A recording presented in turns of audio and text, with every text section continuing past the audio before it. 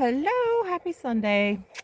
It is January 22nd of 2023, and it is kind of, you can tell, kind of rainy and cold and gross, and I am covered in mud and dirt and iodine, and we just finished chores. We did chores a little late today because it was pouring down rain this morning. Um, I just wanted to bring you guys out because something I keep thinking about this week is different things, hodgepodge of things, like seasonal depression, being overwhelmed, and like where gardening fits into that for me. I also wanted to try to be really transparent about things. Like I talk about the research garden. So I wanted you to actually see the hot mess it is, especially this time of the year. My research garden, I just jokingly, but seriously call it that because I try different techniques and different planting styles and different, containers, different fertilizers, different things like that. We do use listed organic on the packaging, fertilizers, and then of course we compost. Everything's kind of a closed circle around here. One thing helps something else or is used for something else. We just kind of keep that sustainable loop going. But I've talked about this to a couple people just in general conversation over the past week or so about this time of the year can be like really depressing. Even if you're just normal everyday lucky to be like perfectly stable person, we do get kind of, that seasonal blues like this time of the year. But people that actually have like true depression, true anxiety issues, not only does current events really affect those people differently and deeper, but the depression scale goes off the charts, if you truly suffer with like, clinical levels of different depressions. Gardening can really be helpful. It's one of my dogs barking at me because she can't get into the fence with me. The garden's fenced off. They can't get in. Gardening can be very therapeutic. Some of you that don't understand that, it's perfectly fine. Those of you that really suffer with issues will understand where I'm coming from. It gives you something to do. Gives you something to do with your hands. Keep your hands busy, your mind busy. Some days, like if you don't feel like going outside, which we should, even on a cold day, go outside, get fresh air, walk around in the sunshine, just move about. It gives you something to go do. Now, for us in Virginia Zone 7A, we can kind of garden all year long. I do, to a point. Different things you can do, but when you look out, and I'm going to show you, and you look at your garden space, I don't care if it's one little pot or a hot mess research area like mine or acres and acres of commercial farmland, you look out this time of the year and it's just dead and dying and gross and messy by this time of the year. Usually by November, December, your gardening areas are a mess if you're like me. And it gets overwhelming when you look at it. But all of a sudden one day I was sitting out here. I had not been feeling well. I had been sick and was not feeling well. And I was just, that voice in my head said, just go outside. Go sit in the garden. And I came out here and I looked around and it just hit me. It's a mindset. Like, yes, this is dead and dying and gross and ugly right now and very messy.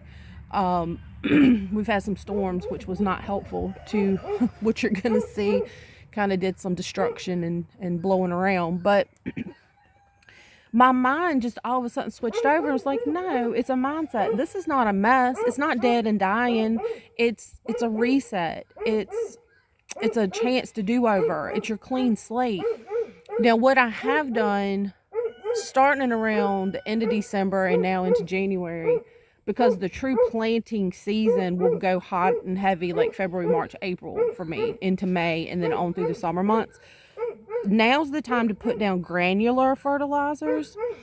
Granulars take time, like months, long stretches of time to break down to be nutritionally available to your plants. So if I put granular right now today on my soil and then put a plant right on top of it, that plant's not really gonna get it. I think now don't quote me on this because I'm not a chemist, I'm not, a horticulturist, but what I have read, what I have seen is the granulars, if you put it right there with your plant that moment, yes, I do that, but that plant's only going to uptake about 10% of what you just gave it. So you want to kind of plan ahead. So now, the past few weeks, I've been coming out here, especially right before I know it's going to be weather, like rain and a lot of moisture or snow, sleet, whatever, ice. Throw out your handfuls of your granular where you're going to plant your upcoming season, because then you have that time for it to break down and be more available to your plant.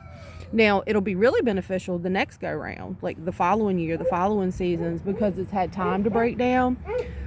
When I fertilize within the year, within the season, the granulars are already in there from a few months prior or the year before, but I use your liquid, the water soluble fertilizers, like the seaweed fertilizers, like Neptune's Harvest is one that I like.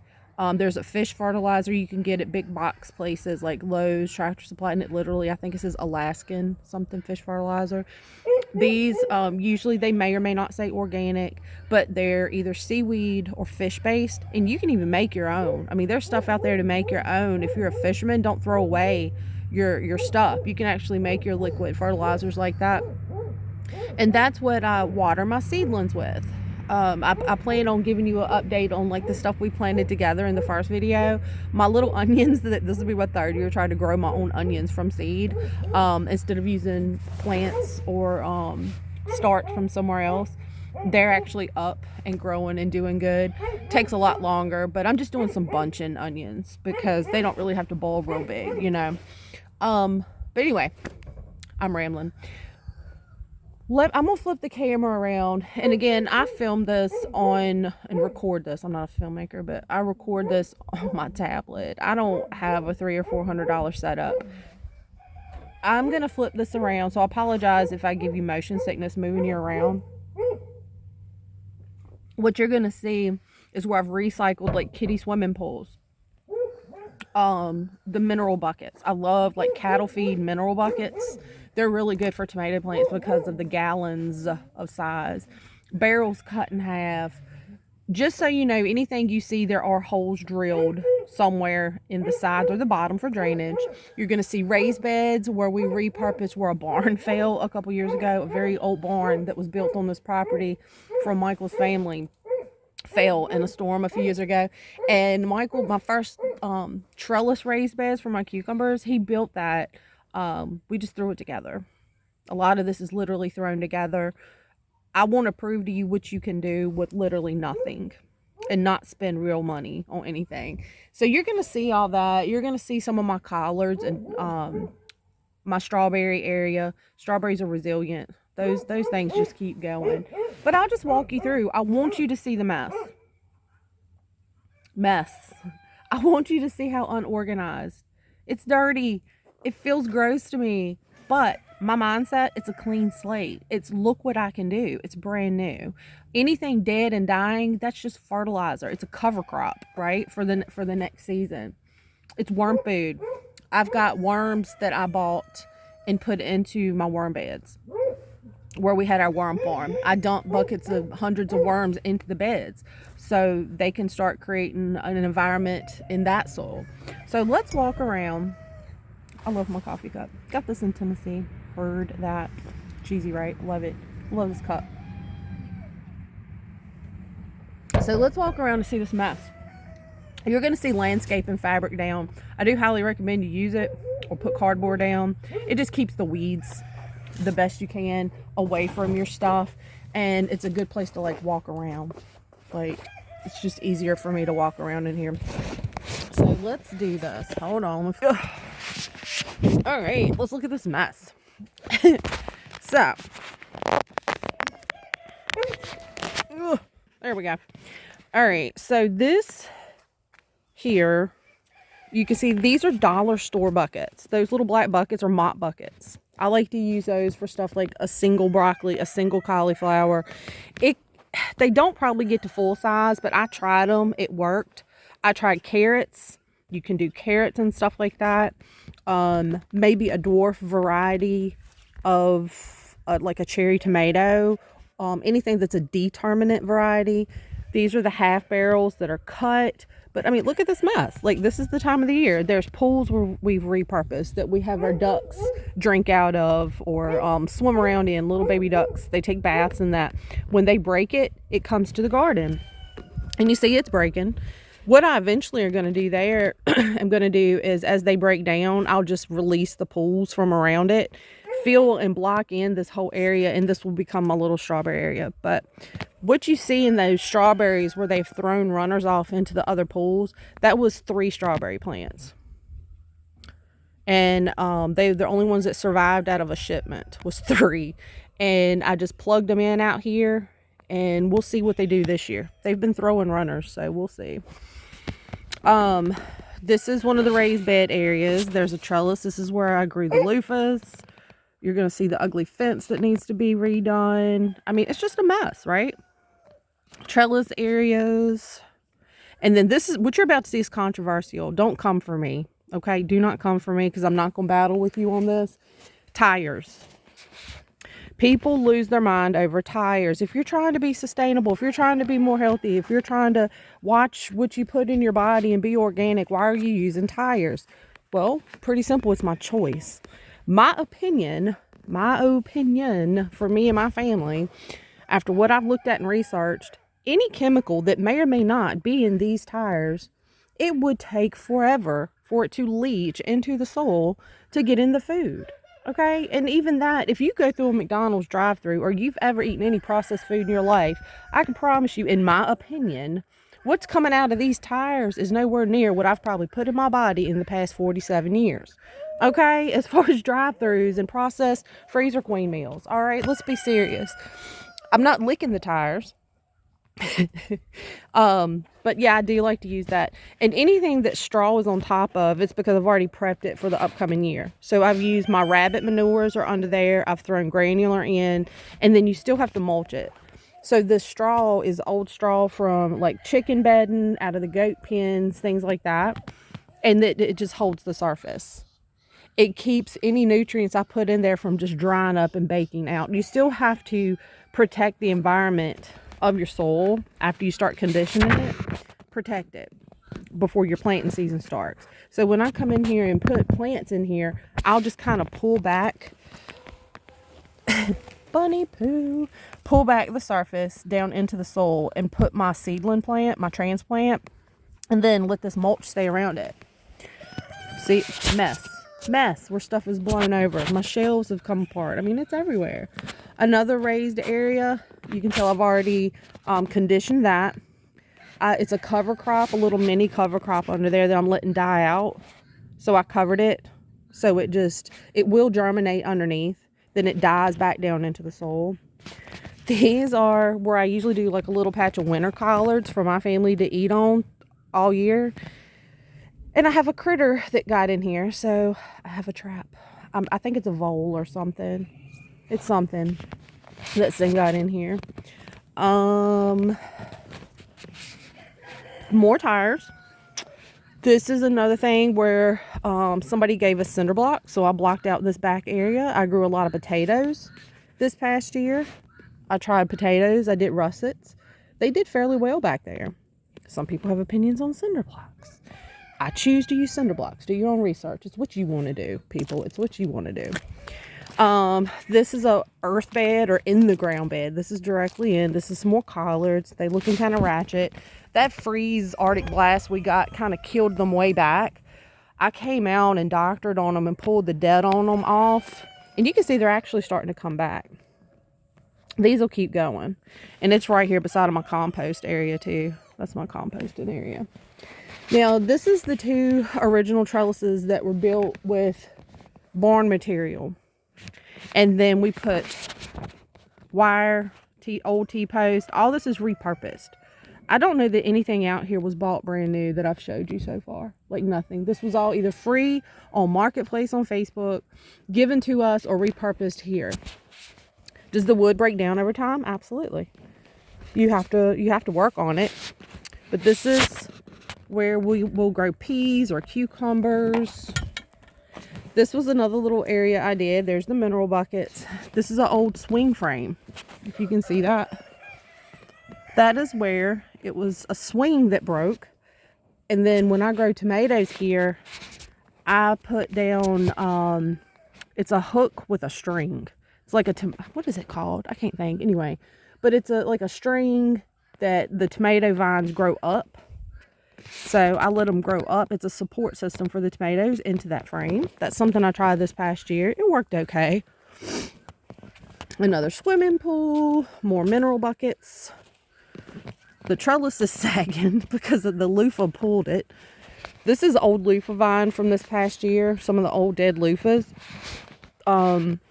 Over there too. The loofahs were in this whole area and took over the whole garden. Loofahs are very prolific. They take a long time to grow, but they will take over your whole garden. They will get their own certified special place for this season. But anyway, the vines, I use that to protect the soil. This is where a lot of my worms are in these two beds. They provide a lot of fertilizer for me. My goat's talking to me out there. She hears me talking. My mini girl. Another section of trellis. I like to grow beans, bush style beans, down through this one. And so all this wood was repurposed from here. More tires. This is where I needed a quick space to grow some stuff, and I came in and just blocked it out with some wood I found around the house, dumped in some compost, and went for it. This bed is now prepped for the upcoming season, and I covered it to protect it with old corn stalks, just to kind of protect that soil. This is in the ground. I've got comfrey growing there. That'll come back. I do use some of these like grow pouches. They're okay. They're not my favorite. I have to say my favorite personally would be directly in the ground if you can, or make your own raised bed style stuff, or the mineral buckets. Tires. I do like tires. Again, don't come for me. It's your opinion. It's your garden. You do what you want. But I like my tires. This is where I'm killing some weeds. More comfrey area. This is kind of a wild card area. This back corner, I've used it as compost. It's kind of where I throw stuff in the back corner as I pull it out during the year. I don't know what'll go there this year. I really don't know. But that's an overview. A quick walkthrough of this research garden area. And it's just kind of where I come and block myself in and close that door and do what I want, try different things. And I used to be like so self-conscious about how not pretty it was, right? Let me flip it. I used to be so self-conscious about how not pretty it was, or it didn't look like somebody else's, or it didn't look like something off Pinterest. Well, you know what? Who cares? You know what it did do? It helped me have something to do. It helped me make a little money. It provided food for my family, and my friends, and my animals. And on a bad day, I can come out here and get my mind right. Seriously, like you can just come out here. And today, like I said, is a foggy, gross day. But flip the mindset. It's a quiet day. It's a chill day. It's a rest day. My animals are quiet and chilled because they're kind of just laid up in this weather too. You know, you might hear a goat here and there, or a duck, or the guineas in the background. It's quiet. It's calm. It's a reset day. So I just decided to come out here and show y'all. And I didn't even wash my hands after I come from the goat pen before I grabbed this tablet. It's real life. Just get in there, get dirty with the soil, get hands on with your animals. It doesn't matter if you're raising them for food or pets. Do your own research. Enjoy what you're doing. Even on a bad day, just remind yourself it has a purpose. And even if it's just to grow something to look at it or give it away or grow it and let it die at the end of the season, right? Your plants. You're doing it for you. Do it for you. Do it to have a good day. Do it to just look at and figure out your own mindsets and just have fun with it. Just have fun with it. Just do it. And when you're having a bad day, I guess my main thing was to tell you, let it be the therapy you might need. Try it. Well, if you have seasonal depressions or issues, like that, it might be helpful to you. I don't know. Give it a shot. But let me know what you're growing. Like, go in the comments. Let me down below. Let me know what you're growing. What different techniques you like to use. We'll answer each other's questions. Like, let's learn, grow together. Like, let's do stuff. Again, I'm not a professional, nothing. But I just want to continue to share and be open and transparent about things. Doing these videos, that's a thing for me, to be accountable to myself. I really wanted to just go inside and sit down today, and I'm like, no, I'm going to the garden and I'm taking my tablet with me. I'm doing it. I'm showing them this research garden. I'm showing them the mess. I'm showing you the ugly and the dirty, because I don't want you to think you have to have a Pinterest picture perfect garden, or that you have to have $500 to go to Lowe's or Amazon, and buy this stuff. You'd be surprised what you can do on your own of stuff you can find or that's been repurposed or given away. In the description box below of this video, I am going to put some links to some things I use that I do buy from Amazon. Or if it's like cost equivalent to what you could buy somewhere else, you can go on Amazon and buy it. Yes, I have an affiliate link with Amazon. Sometime in the future, would I maybe make money back off of that? And I'm talking like pennies on the dollar. Maybe. Probably. But it doesn't affect you. Like, if something costs what it costs on Amazon, it doesn't cost you anything extra to click my link. It does help me. But again, these videos are to help you. They're for me to be accountable and prove to myself I can do them, and they don't have to be perfect. I don't have to have the $400 equipment to do it. If I get 1 view or 1,000 views, the point is that I did it. I did it for me.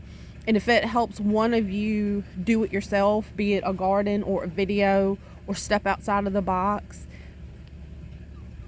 that's successful to me. So I hope you have a great day. Links are below. Please subscribe. Please share. Please like the videos. I am, just seeing where it takes me and what this does. And I'm just going to have fun with it. I'm going to be open and honest with you guys and let you in to the bubble and see the good, the bad, and the ugly. Because if you have good, bad, and ugly, I want you to know you're not alone, and I'm right here with you. If you have a picture perfect garden and picture perfect barns, hey, I love that for you, and I would love to have that myself, but that's not always the plan. It's not always feasible, and that is perfectly okay. Perfectly okay. But have a good week, and see you soon. Bye.